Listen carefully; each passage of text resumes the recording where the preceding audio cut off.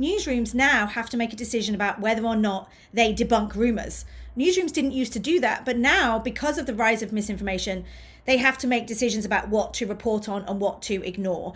And there's real challenges here, because if there's a rumor, but it's only circulating amongst a small community or low level numbers of people have seen it, if the likes of CNN or BBC debunk it, they're actually giving that rumor huge oxygen. And so trying to figure out this tipping point, which is like, when do you report, is really important. Because actually we've seen evidence that if rumors are left to themselves and you don't have the likes of a CNN or a BBC or a WHO step in, then the rumor travels so quickly that actually it's very difficult to debunk, because by that stage, people have seen it multiple times. It's kind of lodged in their brain. So by the time they see the debunk, they're like, are you sure? I've seen a number of people talk about it, and it's much harder to dislodge. So this issue of the tipping point is actually really important. And there are 5 kind of things to measure to try and understand whether the tipping point has been passed. The first one is, how much engagement is it getting?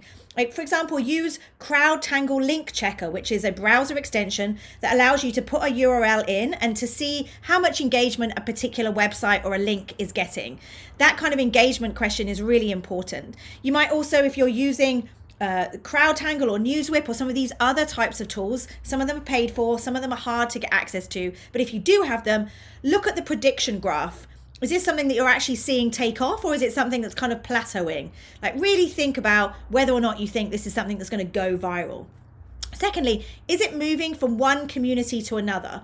So often we see, well, hang on, it's in a certain sector of kind of mums groups, but actually it's staying there. And we don't necessarily think it's moving very fast. We're just going to sit on this and monitor.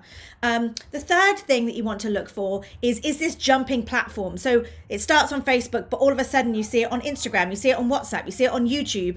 Then you might say, well, hang on, this is moving at speed, and we actually now have to do something to slow it down. Number 4, have you seen an influencer sharing it? So it might be a celebrity or it might be a politician, but somebody with a huge audience, if they share a link or a rumor, then that's a reason to kind of step in and try and slow that rumor down. And finally, is there a mainstream news site that's propagating this? So unfortunately, sometimes we see news media make mistakes, or we see them debunking, but debunking in a way that's confusing. So again, if you've got a newsroom with a large audience that's started to talk about this, that's another reason why you want to slow this down. So the concept of the tipping point is the most important first step. Should you report in the first place? And this is a balance between public interest versus amplification.